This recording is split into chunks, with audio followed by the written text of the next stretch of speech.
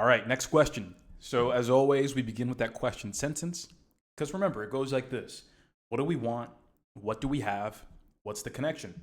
So what we want is always going to be in that question sentence. And it says, how far is she from camp? So everyone, very quickly, when we hear the phrase how far and we see miles in the answer choices, what kind of a unit are we talking about? Straight up. Yeah, that's a distance. That is distance. So that's what we want. Distance from camp. Just like that. Now up next, what we're going to do is we're going to read the information. I'm going to do 2 passes. I'm going to read once just to understand the story. Then I'm going to read it a second time to grab the actual numbers. But remember, everybody, don't confuse yourself until you know what the numbers mean. So here we go. A hiker walks away from camp for this amount of time at this speed. She then turns around and walks back toward camp. This amount of time, this speed. So everyone, let's think about that. Let's look at those keywords specifically. Walks away and then turns around and walks back. You tell me, everybody, if I went ahead and supposedly walked 10 miles east and then I walked back 3 miles to the west, for this hypothetical situation, everybody, how far am I from camp? If I went 10 miles east and then 3 miles back, what is that final number going to be? What's that final distance right here going to be? That'll be 7. And we can conclude that intuitively, right? Because we know that, hey, if we're turning around, we're erasing the progress we made, which will be subtraction. That's exactly what we're going to do here. We're going to find out the distance walking away. We're going to find that distance here. And then we're going to find that distance for the return.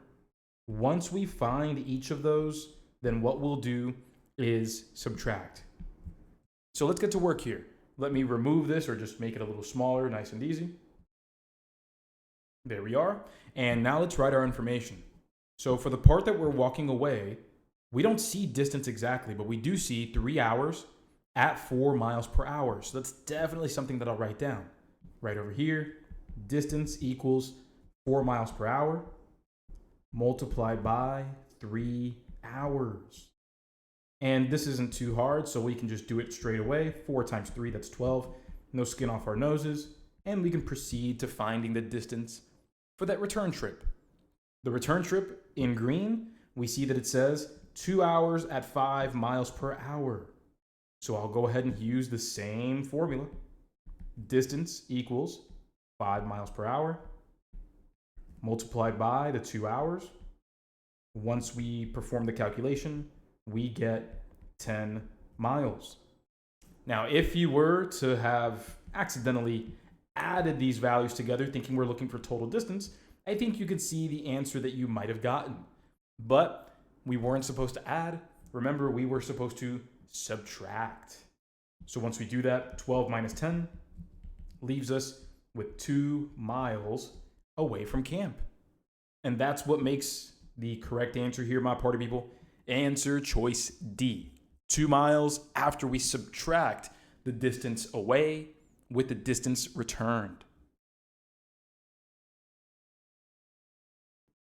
All right, let's take a look at another interesting question. So as always, my friends, first thing we do is we're going to read the question sentence first. So again, fundamental strategies here. What is the measurement of the adjacent side? Okay, sounds good.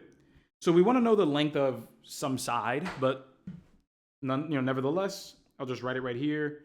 Side equals blank. It could be a length, could be a width. I don't know. Who knows? But we know that we're looking for the length of one of the sides. Now, up next, what shape do we see that we're dealing with? It's shown to us first in that first sentence. We are dealing with, in this case, a rectangle right over here. So in that rectangular classroom, one side measures 15 feet. And everybody, quick question, when it comes to rectangles, how many unique sides are there? A side for a square, it's just one unique side. They're all the same. But in a rectangle, yeah, we have two unique dimensions. One of them is a length, the other is a width. So seeing that we're dealing with a rectangle, I'm going to edit this right over here and say, hey, instead of saying side, I'll just go ahead and say length, and then I'll just write a placeholder for the width or how wide it is. So right there, we see that one side measures 15 feet. Okay, sounds good. But really what's important is going to be this next part. And I'm going to highlight this in blue. So it says the floor is entirely covered with carpet that spans 195 square feet. Everybody, question, what does that 195 represent and why? More importantly, give me the reason why. So whether you believe it's perimeter or area, give me the reason why. I see a lot of folks saying area coming in. So that reason with it, what's it going to be? Yeah. Yeah, some of us might be, really pointing at the word covered or entirely covered. That's really good too. But the solid, concrete, 100% evidence that we have right here is square feet.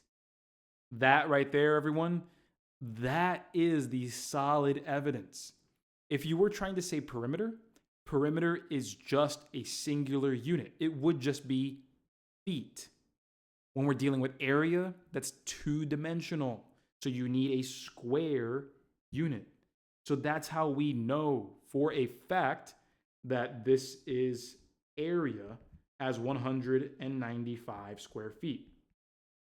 So now that we have that going on, whether you knew it or didn't before, again, just trying to reinforce the reasons why, but let's go ahead and lay everything out, calculate, and we're good. So here we go, my party people. We have area of a rectangle equals what? Pop quiz, give it to me. The area of a rectangle is going to be,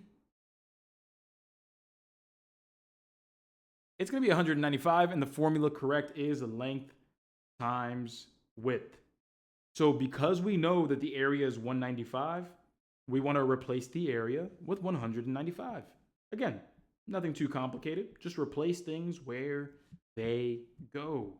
We also know that our width here is 15 feet. So we'll just go ahead and write L times 15. So now that we're here, let's really turn up the pressure and ask ourselves, how are we going to get the length by itself? How are we going to get the L here by itself? What do we have to do to both sides? Yeah, we're going to have to divide. Exactly. We're going to have to divide, and we have to divide consistently across both sides. So I'll divide both sides here by 15. Nice and easy. And so it cancels out on the right. And you might be looking at 195 divided by 15 like, what?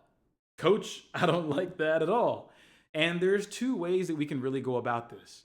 One is by trying the long division way, 15 into 195. That is one way. Another way is, 15. If you're dividing by 15, 15 is 3 times 5. So if you wanted to